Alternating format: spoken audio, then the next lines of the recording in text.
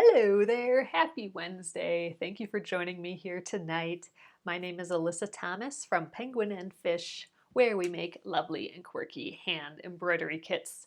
And I'm here every weeknight at 8:30 p.m. Central Time. That's 9:30 Eastern and 6:30 Pacific. And it's a time where we can relax and craft together for about an hour. And I work on projects from beginning to end, so you can make the project with me. You can ask questions along the way or just come and chit chat. So you guys, we are continuing on the Splendid Sampler to quilt along. It's 100 unique blocks from at least 80 different designers. So each are unique and interesting, and you learn a lot with every single block. We are working on the Comfort Food block by Jane Davidson. There we are, adorable little ice cream cone. We are pretty far along. We have our top and bottom of our ice cream cone done. So what we need to do tonight is sew them together. You might think that's easy, but there is a little trick, so a few little things we do have to think about for paper piecing. So this is all foundation paper pieced. Here's the other side. You can see it's all sewn onto paper. We have the A section and the B section. And here is the fabric on the other side. So we need to sew our two sections together. So we'll do that tonight. That shouldn't take too long. There is a process for that though. We'll go over that. And then we will start the tiny little applique strawberry that's hanging out on top of there yet too. So there is some applique and a little bit of embroidery to do yet. And then we'll get this block done. So I think we'll finish it this week still. I mean, the applique, I think we're gonna probably do needle turn applique, so that'll take a little bit of time, but I think we'll for sure finish it this week. We may even finish it tomorrow. So, all right, I'm gonna flip you around. Let's get going this evening. So nice to see all your faces, or avatars, I suppose, pop in again here. Alrighty. And if you're new, welcome. I'm happy you are here as well. Okay, so here is our adorable little ice cream cone so far. Here's the back again. We have the A section all done, and here is the B section. I left the edges, or I left the seam allowances large all the way around. Normally you would trim the seam allowance to 1/4 of an inch away from your design on all sides, but I only did it on the two sides that are going to be going together here, and I left the outer edge large just because I'm hoping to have extra around the edge of my blocks when I can. Just because I think when I free motion quilt, they'll shrink up a little bit.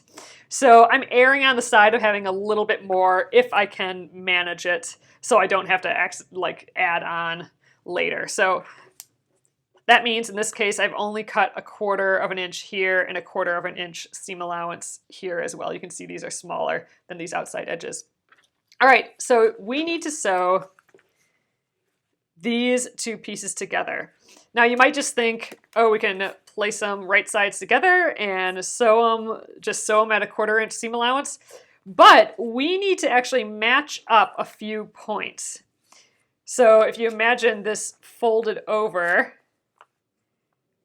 that 1/4 inch seam allowance, that's got to match up with 1/4 of an inch in on the block, or this cone too. See, now our points match up. We need those points kind of to match up before we sew. Because what happens if we just shift it a little too far over and now we got a situation, right? So to get those points to match up, there's a little trick you can do with a pin. So I'm going to actually grab 2 pins. So I'm going to grab the straightest pins I can. Most of my pins are totally bent, but these 2 are okay. So I'm going to grab a pin for each point. And I'm going to start out on this side. So I'm going to put a pin right through that seam from the back. So it should be right along this line and where this seam matches up. Let's just check from the side to make sure that or the front side just to make sure it went through the pin. All right, so that needs to line up with the point here that's 1/4 of an inch down. And luckily I can kind of see the paper through here. But I'm just kind of guessing. So with right sides together, I'm kind of guessing where that 1/4 inch might be and then peeking on the back. And I think that will do just fine.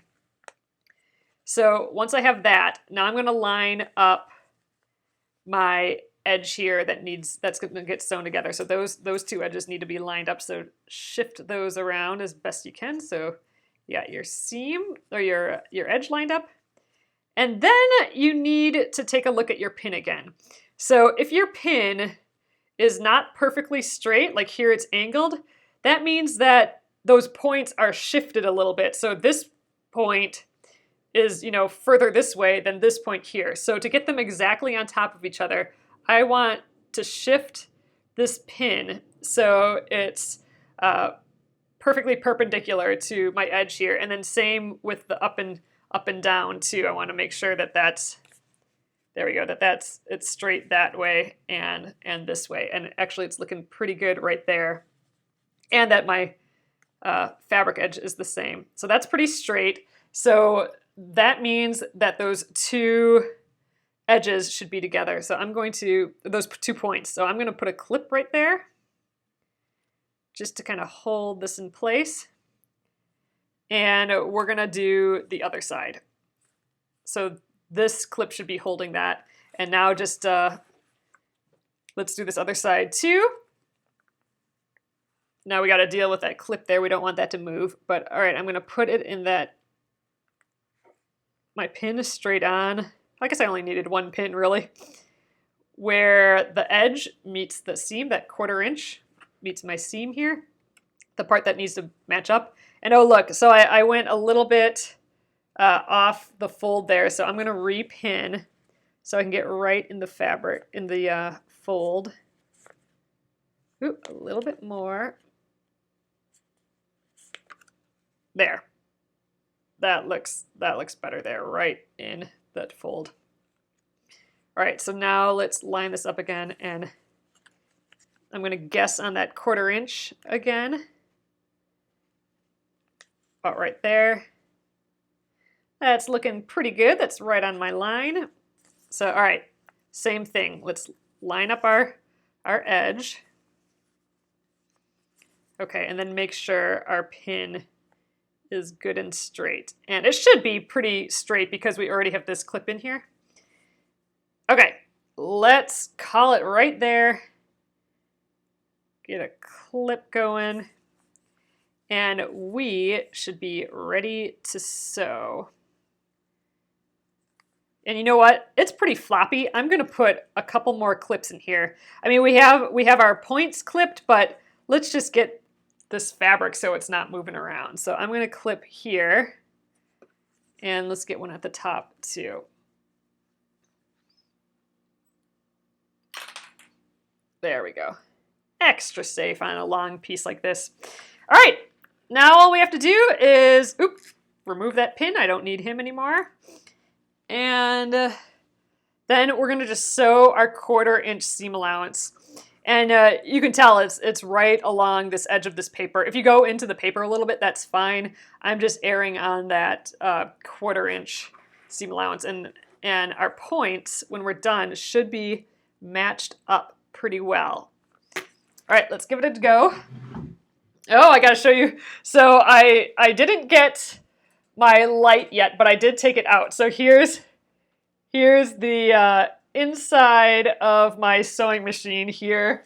My light, if you guys were here last night, my light, which is probably from the 70s when this machine was born. I'm guessing this is probably the same light that came with the machine. So I've just taken it out. It goes right in there like that. And I think I am going to do what you guys suggested. I'm going to look to see if I can find an LED version of this because, like you said, it won't heat up as hot and the light will probably just be better. So I think I'm going to just, there it says 120 volts, 15 watt. I'm going to just Google that for sewing machine lights. And I've looked at that before, so I don't think it'll be that difficult to find. I'm going to just look it up that way because I'm not sure my sewing machine guy has this sort of thing in stock. So anyway, I took that out already. We can close. It's kind of, I took it out as a reminder to ask the sewing machine guy. He has our vacuum right now, so we need to go pick that up this weekend probably. But let's close her up. So this is that front side. This is where I have to always oil too, like in all these little spots and along the shaft here down there. So it's about time to do that again, I would think too. So I'm just gonna get the thread out of the way. There we go, snap it back in. And so it looks like it's off, but it is on. Oh, now it's on. I can't tell when it's off and on without my light working, but it does still run, so we should be good. All right, 1/4 inch all the way. Oop, get that shoe off. Gretchen, we don't. We do have a not super old vacuum, but the sewing machine guy is the same guy as the vacuum repair guy. So it's, which is typical, and it's because it's a small motor shop, really. So apparently, if you work the motors of a vacuum, you can work the motors of a sewing machine too. I don't quite know. Maybe there's more of a history there. Do you guys know the history of why so many sewing machine shops are vacuum cleaners too? Is it something like, I don't know, like Sears Kenmore put both of them out or something? I don't know. But that was always so goofy to me, why all these vacuum shops are vacuum and sewing machine shops. I mean, that's not totally true now, but like the old school repair shop places all seem to be kind of like that. Oh yeah, my cell phone flashlight, that would work here. Well, this is the last seam we need to make, so hopefully I can look that up on Amazon and it can come real quick for me or something. All right. Snip, and let's see how we did. I'm not always perfect on those points, but it does seem to help a lot with that pin, lining them up. So Patty, it's like that. They're both a small motor shop. You're thinking that's kind of what I was figuring, but then I was like, wait, maybe there's some brand thing going on there. I don't know. Ow, it worked perfectly. Look, those points are exactly matching. Woo, okay. Could not be better. That's awesome. So we are basically through with the paper piecing part. I'm going to press this really quickly. I'm going to press it flat. Let's get all this book and get everything out of my way here so we can press. Oh, you put an LED light in your featherweight and it's great. Okay, good. I think that's what I'm gonna do. That just sounds better. It'll be a fun way to update my machine. Oh, woman's appliances, Bonnie, that might be the key right there. Oh God, you're probably right. Oh, I hate that. But you're totally probably right. It probably has something to do with that. All right, so I'm just gonna press this just to flatten out for right now. I'll press it again once we get the paper out, but I just wanna flatten it before we get too far. The woman's appliances. Okay, here we are. It's looking awesome. These 2 points totally meet, and I'm really happy about that. That's the beauty of foundation paper piecing, is you can really get these perfect little shapes and perfect points going. But I think it looks awesome. All right, let's take out the paper, you guys. So before we do the applique part, we need to get rid of all this paper, I think. And you know what? Just to make sure, let's look at the instructions, because maybe she does something else. Oh, Missouri Star carries the LED equivalent. Oh, maybe I'll look there instead, Kay. Because I have some of those Starbucks or whatever they're called. They're not called Starbucks. They're called like Quilter Friend Bucks or... Oh, you guys said it one other time, what the Missouri Star Quilt Co., you know, when you buy something, then you get the like their money, but I forget what it's called. I like calling them Starbucks. Anyway, so here's the strawberry on the top. And let's just double check. Okay, remove paper and press again. Okay, so yes, we are removing the paper before doing that strawberry. Quilter's cash, that's what it is, Valerie. You got it. Quilter's cash. I suppose that makes more sense. I like Starbucks. All right. Oh, yay, Kathy. Oh my gosh, you are going to love it. So I'll put that, I didn't put the link on here, but I'm just going to pull diagonally at this to get it started. That usually helps. But Mass Drop, which is now called Drop. I don't know, they just changed their name recently. But they have my iron on there again. It's one of those places, those websites that has like short or like quick sales. So like, you know, they'll have something for sale cheaper than it usually is for like a week or something. I didn't see when this one ends, and I'm guessing that's still how the site functions. You know, like I said, they've changed things around a little bit. But they have my iron, and that's actually the upgrade of my iron because it has the ceramic plates, and I don't know what mine are, just normal. I don't know. But I totally love it. And if you're in the market for a new iron, or if you just straight don't like your cord on your iron, which is everyone, then you might really like this iron. And I think it's like $60 off or something right now on Mass Drop. I mean, sometimes you can get it the same price on Amazon or something like that, but, you know, I don't know. I'm kind of addicted to Mass Drop.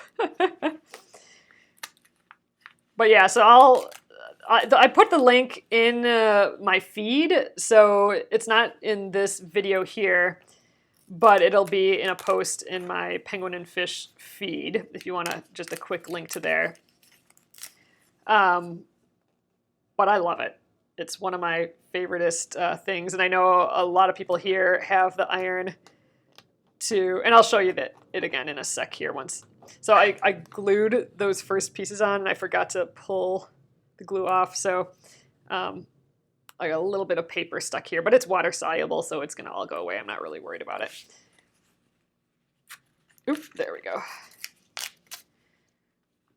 Oh, Mary, you love the iron. I know, Gretchen, you said you have the iron and love it.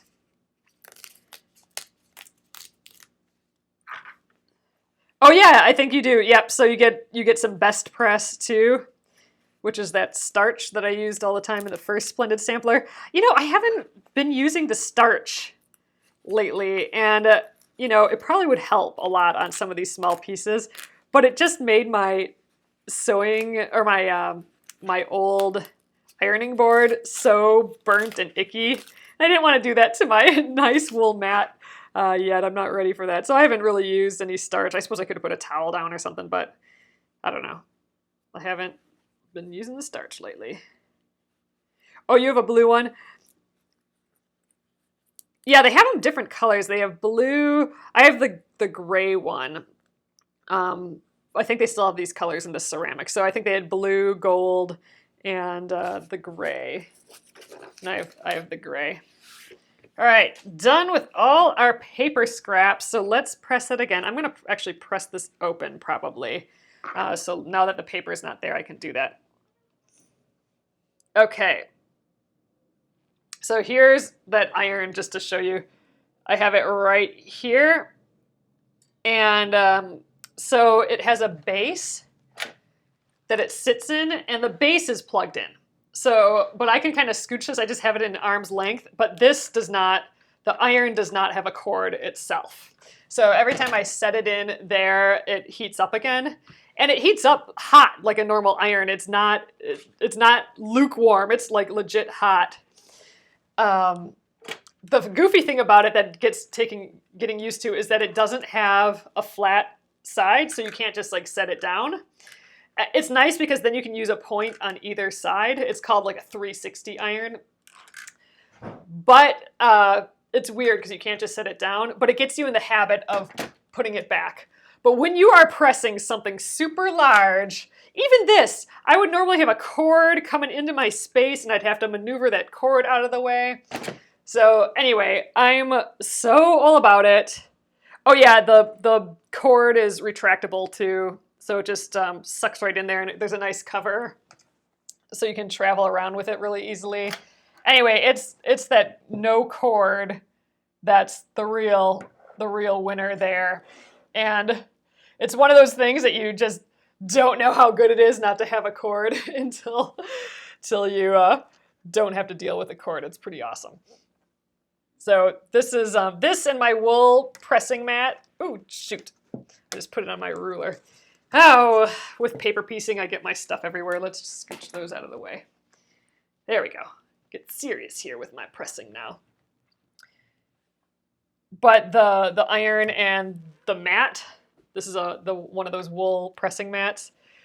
Those two things have been, you know, we talked about my top 5 favorite new quilting tools, and these two were in the top 5 for sure.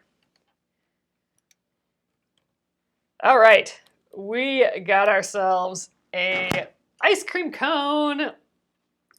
All right, there we are. Ooh, you ordered a red one. Oh, that's cool, Lucy. Yay! Oh, that like deep gold one, that like rusty gold. I thought that was so pretty.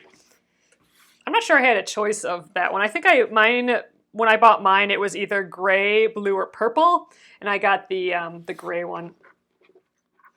Okay, so, you know, there's one thing that's funny that happens when you use white fabric is that you can always kind of see through it, but I think once we have it against white batting, you won't see these seams as much because this will be white behind here too, and you know, you'll be involved with looking at the quilting and all that too. But anyway, there we are. Our points meet up so well, and we got this cool carved shape out of here. I love it. I mean, we could just stop right here and I'd be happy with it. But we have work to do on this yet. So we are going to move right along. We have the little strawberry to do and the strawberry top. So those are appliqued. So what I'm going to do, well, first of all, let's pick some fabric. I'm going to try doing a needle turn applique for this. Okay, so make templates from plastic or freezer paper using the strawberry patterns on page 133. Trace around the templates onto the right side of the chosen fabrics. Cut out, add a scant 1/4 inch seam allowance all the way around. Referring to the photo, position the pieces on the block, pin-based in place, stitch by hand using a blind stitch. Okay. Got it. So what I'm going to do, first of all, let's pick some fabric for this cute little strawberry.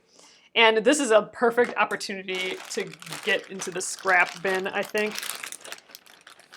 So let's just, you know, I'm just actually going to see if, you know, we have this little pink in here. I wonder if this little pink would be, oh my gosh, we have to use this.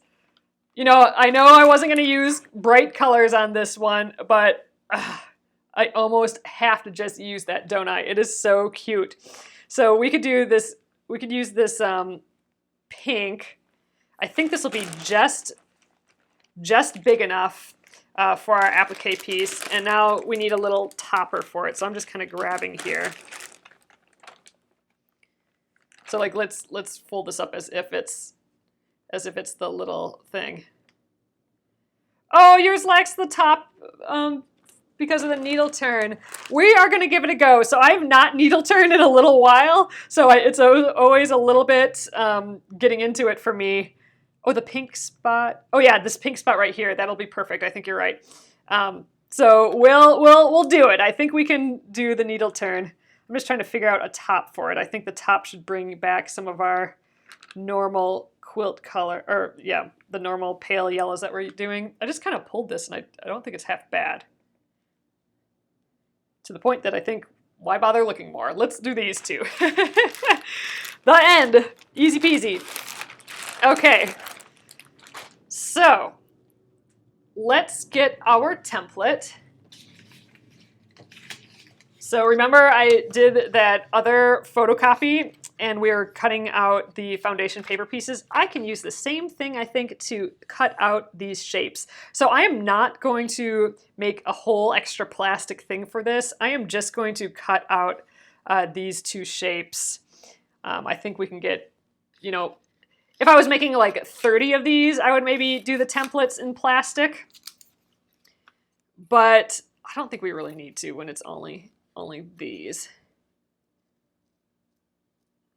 So I'm cutting right on the line. I'm actually going to trace this, or I'm going to draw along the outside of the edge with a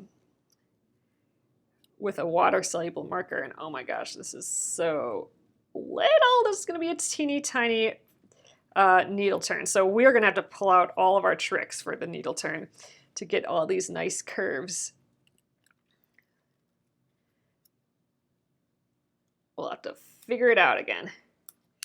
All right, there's one tiny, tiny piece. Oh, here it is right here. So I'm just gonna have to remember that these lines here, okay, a straight stitch. Oh, it's just like one big stitch all the way across. All right, let's trim this out. Oh my God, so small. Yeah, this will be a tricky little needle turn for sure. We're gonna do the best we can. Luckily, we have that little embroidery on top of it, so that will add some interest and texture. So if the needle turn is so crazy, we're not even gonna pay attention to it because we'll be looking at that embroidery. And just think about how small this is gonna be in the entirety of the quilt, right? Wow, it is really, really, really small though. Holy cow, I can barely hold the paper.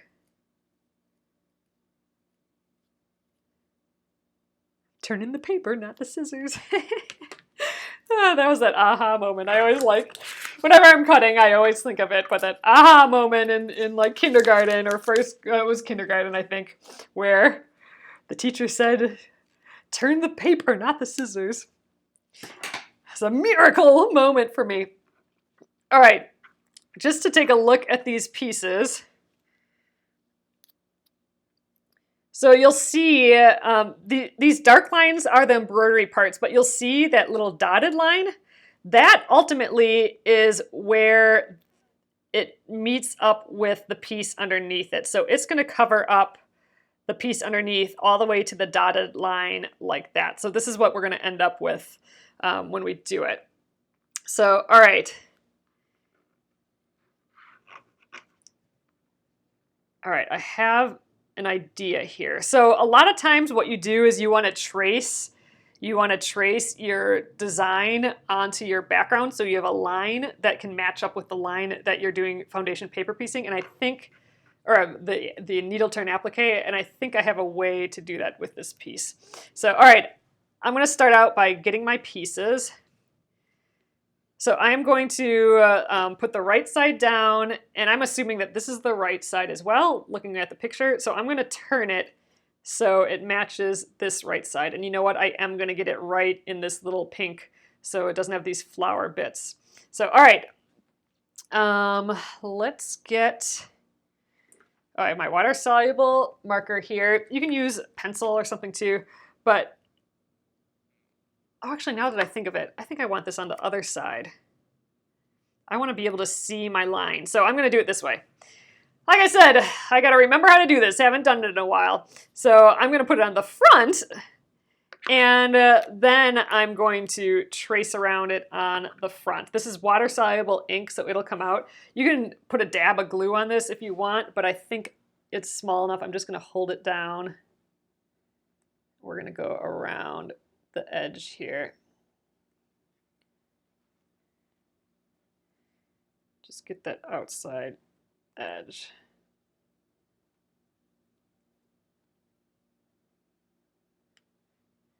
Okay. Ah, perfect. So there's that piece. So just to finish up that piece, I'm going to cut around it a little, about a quarter, a little less than a quarter of an inch, I think. Like so. All this bulk is going to be stuffed underneath the strawberry here. And that's actually going to lift the strawberry off the fabric a little bit, our base fabric. So it'll be like a little poofy strawberry, which is why needle turn applique is so cute. And I'm getting a little close here, but I think we'll be okay.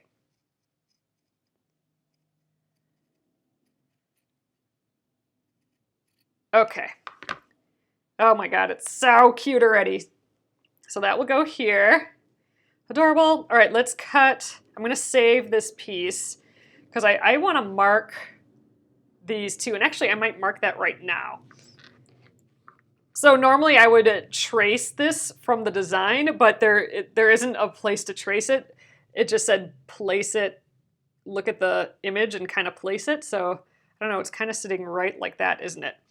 So I'm going to just hold that there and trace that design on the background. So then this outside line here is going to match up to when we tuck those edges under. So we'll have a guide in both places, on the background fabric and on the front fabric. There we go. That will do. So when we get going on this, when we tuck the edge under, I'll be able to tuck it under the edge till we hit our mark there, and it'll match up to the marks underneath. So those are both of our guides there. Okay, so let's do the other little bit up here. And you know what? I think I'll trace this on after we get this piece on. So I need to have this hang out for a little bit longer, because I'm going to have to trace it. I'm going to have to draw it on that piece. Okay, I'm going to just hit this with the iron quick because that's pretty wrinkly. It's been in my scrap bag. All right, and again, let's find a spot for this. This is as good as any, I suppose. And I'm going to trace that again too, and it is itty bitty bitty. Gosh, I'm tempted to glue this one down, but we'll try and hold it. Ugh. So you can temporarily like throw some glue on it just to hold it in place if you need to. Probably not a bad idea. But we're in it already now. This is working. All right, I think we got it. All right. That's cute. There we are. All right, let's trim that.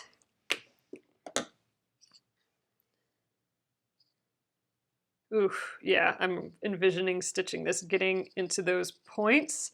We are going to have to clip into those a little bit, but we'll get to that. Strawberry base is first, and then the little top after. Ooh, nice, Jennifer. You prepared, okay, that's just being annoying there. You prepared a whole pile of your Splendid Sampler 2 blocks. They're ready to sew. That's awesome.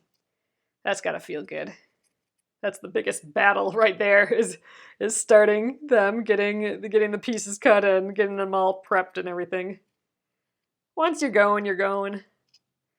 All right, so that'll start us off right there. May have to trim that down a little bit more, but we'll let it be for now. We'll see how the first one goes. All right, I do not want to lose either of these pieces. Maybe I should put a clip on them just so that they're large in some way. There we go. Now they'll be harder to lose, right? Okay.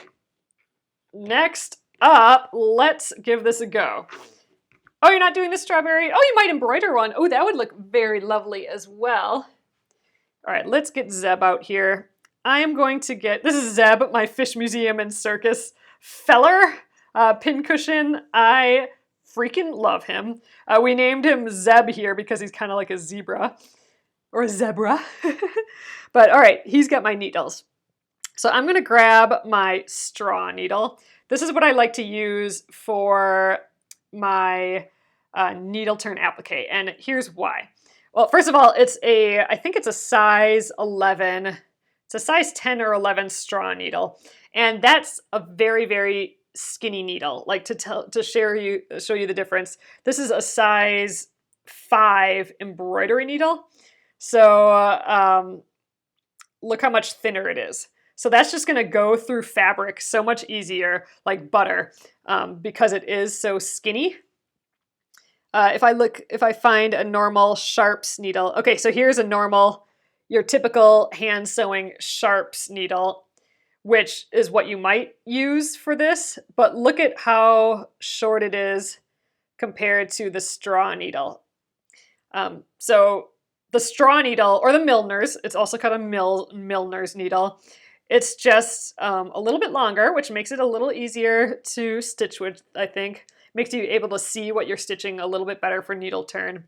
Another thing to point out is that that it's a sharp needle.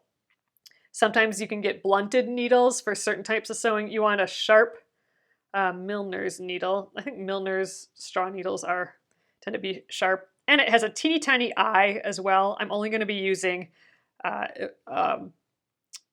like sewing thread. So I would never try and put embroidery thread through here. It's just tiny. Look at the difference. Embroidery thread eye and the straw needle eye. Just crazy different. All right, anyway, so that's, I believe, a size 11 straw needle. Or Milner's needle, same thing. Okay, let's see. How do we tackle this? I think I'm going to get... Ooh, where did they go? I have applique needles that are hiding from me right now, so I think we'll just put a dab of glue on instead. So I'm going to get down here. Zoop. I might just zoom in so my hands aren't in the way. But I'm going to grab some thread. I think typically you want to use a thread that's the same as your foreground color. I know there's sort of a quilting police rule on this. I can't remember if it's the back thread or the front thread. I'm just going to use this. I mean, it's different than the thread I've been using to sew things together, but it's still a decent blending thread. I'm almost out of my thread for the quilt, so I want to save it where I can. So I'm going to just use this. This is a 50 weight Aurifil thread. I know people like using 80 weight, which is even thinner. I mean, this is pretty thin thread, but people like using 80 weight as well for this sometimes, which is even thinner, so it gets a more fine edge to it. So, all right, I only need enough to go around this basically with a couple little stitches, so I don't actually need a ton of thread. I think this will be plenty. I'm hoping it is. All right, to start out, I may put a little dab of glue on this. You know, I'm not going to because I don't want it stuck down there forever. I'm going to find my pins here, or a pin version of it. Oh, I can tell it is time to clean up here again. All right, applique pins. Okay, I may not be able to... Oh, here they are. Ha ha! Found them. Okay, Oh, you just bought 80 weight and size 11 needles. Oh, you brought 80 weight thread for your size 11 needles, Leslie. That's awesome. All right, I'm going to use an applique pin. You could just tack it down with some glue, or you don't actually need to pin it all really. But I am going to use an applique pin. So what makes an applique pin? An applique pin, I think, is just that it's really short. My normal pins that I've been using for the foundation paper piecing, quite a bit bigger. So I just don't want the thread to grab all over it. Okay. This is as traditional needle turn as you can get, really. Except for maybe I would have used a pencil or chalk instead of, a fancy, I guess. If I'm going way traditional, I probably wouldn't use a water-soluble ink. It would have been something like a pencil or something, I suppose. So I'm trying to line up the line that we drew on the piece here on the background. I'm trying to line that up with the line that we drew on the front of the strawberry, and I think we're looking pretty okay here. I'm going to put the pin down low here because I'm going to start at the top. And the reason I'm starting at the top is it's the smoothest, kind of flattest place, and I guess it's a little flatter here, but it's a generally little sloping area. And most importantly, it's going to be covered up by our second piece. So if our beginning looks weird or goofy, it's going to be covered up. So that's where I'm going to start. Let's thread our needle. Come on. There we go. Try and get a little comfy here. I'm going to tie a knot in the end. Gosh, I feel so clumsy whenever I'm working this small. All right, there's a little knot. All right, I'm gonna sit down. Let's zoom in a bit. Try and get this going. I'm gonna hold it up a little bit higher so you can see. Okay, so all we're trying to do now is we are going to tuck, I'm going to actually come up through first. So I'm going to come from the back to the front on our line here. Oh wait, no, I'm not. I'm going to tuck it underneath here. See, trying to remember. It's been a while since doing this. So I'm going to tuck that edge under with the needle. That's why it's called needle turn. Till my strawberry line is lining up with the background line. And now, while I hold that fold, now I'm going to come up through the back. There we go. And I'm coming up along my edge there. All right, so I'm now in both the back fabric and that front fold. All right, so that's kind of our first deal there. I'm gonna, oops, sorry. All right, we're gonna have to adjust here a little bit. I think I'm gonna get a little higher and zoom in. So I'm not hitting you guys, but you can still see. There we go. How's that? Once we stop shaking a bit here. Sorry, I probably make you dizzy every night with my shaky thing here. But all right, I'm gonna go around from the back to the front in that same spot. That's kind of my starter stitch, kind of locking that in place. All right, there. We are ready to keep going here. So, all right, I'm just going to kind of rotate, get comfortable here. I'm just going to tuck the next bit under, just a little bit at a time. Sometimes I like poking the needle in to scooch it down, whatever you can do. Sometimes I even use my fingers. That actually works easier sometimes. Sometimes I go a little further than I need, and then I try and poof it out again. That's helpful, but what we're trying to do is expose our line of the strawberry and then match it up with the line on the background. All right, so I'm gonna go in kind of that same spot, but only on the background. And I'm gonna come up like an 1/8 inch away or so up through both the background and the foreground fabrics. So that's our first real stitch there. And we are going to just go around and keep on doing this. I'm going to fold it over again. I like doing it gradually, like one stitch at a time. All right, I'm in the background, then the foreground. There's our second stitch. There we go. So we're starting to basically just tack this down. And this, you know, this is why you want some extra edge around to when you're needle turning, because you're going to be handling your fabric a lot through this process. It's coming back to me now. I mean, it's totally putsy, but once you get in the groove of it, it really does get kind of relaxing. Just a stitch at a time. And I mean, you know, it's extra putsy with a small itty bitty piece like this. And the top is going to be even more difficult because we got some like inside curves. This is all outside convex curves, but we got some concave curves on the other piece. So this is a good warm up. Oh, I might have missed a really good tip here. So sorry if I'm missing things. I'll try and read through the comments when we're done here too. All right, so I took that pin away. I have, I'm kind of in my place where I need to be, and it was gonna be in the way now for turning it under. You can kind of swipe your needle to make it flat too. Oh, it's Fish, the designer, her name is Deborah. Oh gosh, I can't remember her last name, but Deborah, and it's Fish Museum and Circus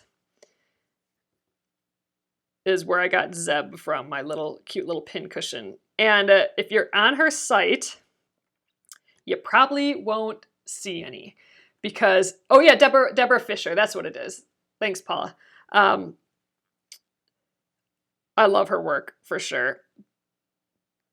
But you probably won't see any for sale because it's one of those things that she tells you the time when it's going to go up, and within literal seconds, they are gone.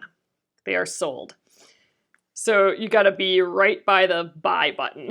and I'm being so literal. And any of you who have tried to buy her work know what I'm talking about. I missed out the first 2 times I tried to buy something from her. But I think on her, she was saying in her newsletter on her new website, that doesn't happen. I think once you hit buy, it holds it in your cart. Before, you had to go through the whole shopping process, like in your cart and pay and whatever, before the next person who also had it in their cart did it. So I think that's changed now. I think if you have it in your cart, you have it there for like a few minutes or something. I don't know. But anyway, so it's good to get on her newsletter, which is always super cute anyway, to see what she's working on. And she announces when the time and place to get them, and then you gotta be ready. There, it's coming along. Look at our little strawberry.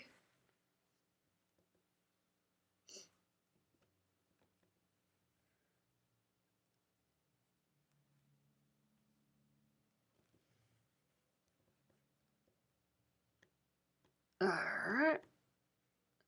Now I'm to a pile of seams in my background fabric, so it's a little more difficult. Get that needle through there. There we go. And we're coming to like almost, it's a curve, but it's almost a point. We could trim our fabric here if we wanted to, because we're actually gonna put a whole lot of fabric behind our strawberry here, tucking behind. So if it gets too bulky, we could always trim some fabric, but I think we're actually fine. So I'm gonna just keep going. Again, I'm right at this seam, so ouch, got my finger. I'm gonna jump ahead a little. with this stitch just to get in the one layer of fabric again. I do think this doing this needle turn is going to make it extra cute for us, just because it does kind of float on the top a little bit.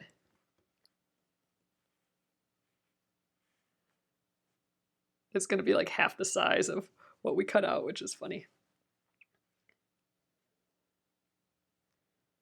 Oh, I'm going to be super clumsy on our other piece. I can tell that already. I'm going to try and finish this strawberry tonight. Not this whole strawberry, but this part that we're doing right now, the red part. We only have a few minutes left, but I don't think this is going to take that much longer. And then the top, we'll tackle that tomorrow. There we go. Again, I'm still trying to line up our lines. I'm getting a little point here because I didn't turn, like I didn't flatten the fabric and turn as gracefully. So I'm going to try and reshape that point just little by little, little by little. That should get rid of some of the, if an area gets kind of pointy.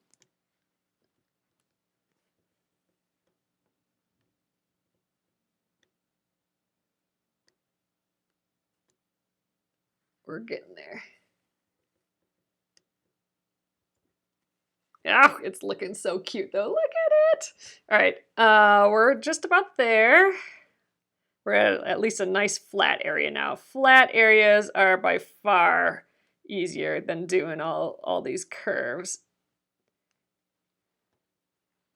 There we go. Can get a couple stitches out of that. That's always nice.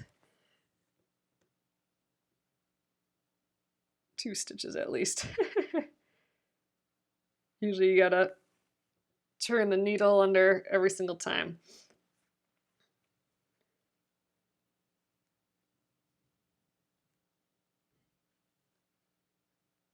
All right, I need to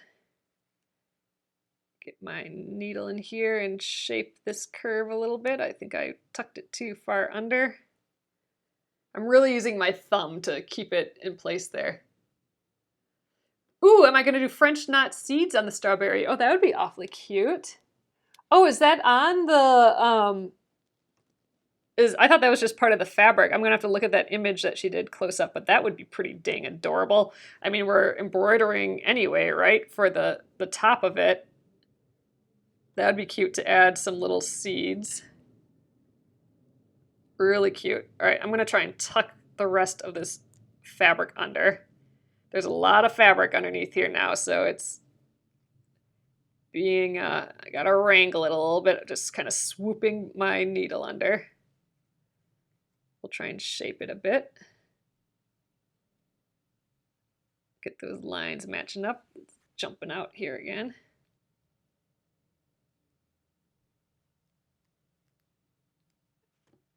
All right, let's just try and tack that down.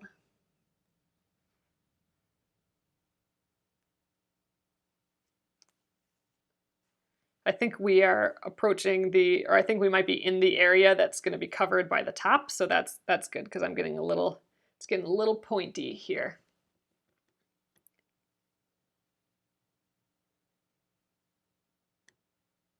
Getting some extra little points, but like I said, that's going to be covered up.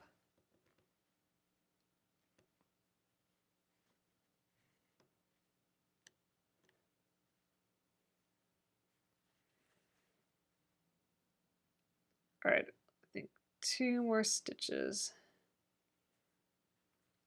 All right, I'm back to the beginning. Man, this ended up kind of goofy here, but that's fine. So I'm gonna go in that same spot again, like I did at the beginning. So from the back to the front, the same spot, kind of lock it in place, and then I'm gonna go to the back and tie a knot here.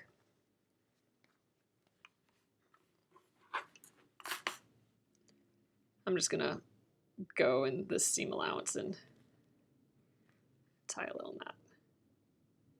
I think that'll do the trick for us.